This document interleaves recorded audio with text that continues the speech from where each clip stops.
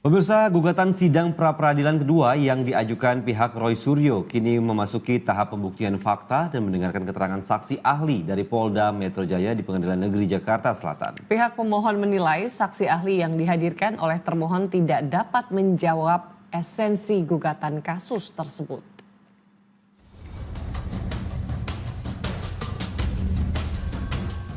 Dipimpin Hakim Tunggal Iketut Darpawan, sidang pra-peradilan kedua Roy Suryo Rabu siang memasuki agenda pembuktian dan pemeriksaan saksi ahli dari termohon Polda Metro Jaya. Termohon menghadirkan ahli hukum pidana dari Universitas Riau, Profesor Erdianto Afandi. Dalam kesaksiannya, ahli menyebut penetapan tersangka harus memiliki 2 alat bukti. Namun, dirinya tidak dapat menjelaskan secara detail bukti digital karena bukan keahliannya.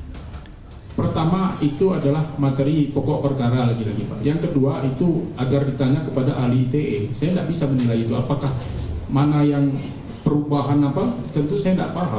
Tentu kalau kita jadi ahli, memang dalam kasus tindak pidana ITE biasanya ahli pidana selalu diperiksa, tapi kita diperiksa belakangan Pak. Yeah. Dan pendapat ahli pidana itu biasanya mendasarkan pada hasil pendapat ahli ITE. Yeah.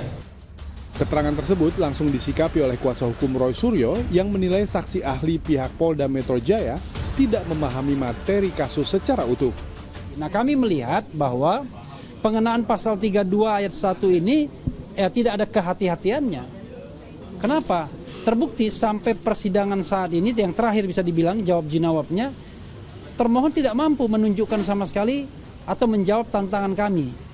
Bukti-bukti seperti apa yang punya kualitas untuk menggunakan atau digunakannya pasal 32 ayat 1 ini. Dan apa yang diterangkan oleh ahli pidana tadi semata-mata hanya sesuatu yang sifatnya normatif. Di sela persidangan, pemohon Roy Suryo juga sempat memperlihatkan ijazah kelulusannya yang baru saja diambil dari Universitas Negeri Jakarta kepada awak media. Apa yang saya ikuti, ijazah saya adalah sah. Tidak ada masalah. Dan beliau mengatakan, peraturan yang ada pada peraturan akademik dan peraturan rektor memang disebut bagi yang terkena kasus pidana dan berkekuatan hukum tetap akan diminta untuk DO atau drop out. Itu yang digoreng para termul yang jahat itu. Dia tidak membaca luar biasa bahwa ada pasal sebelumnya yang mengatakan itu berlaku untuk tindak pidana luar biasa. Sidang akan kembali dilanjutkan dengan agenda tanggapan dan keputusan hakim pada tahapan berikutnya. Musli Chan melaporkan dari Jakarta.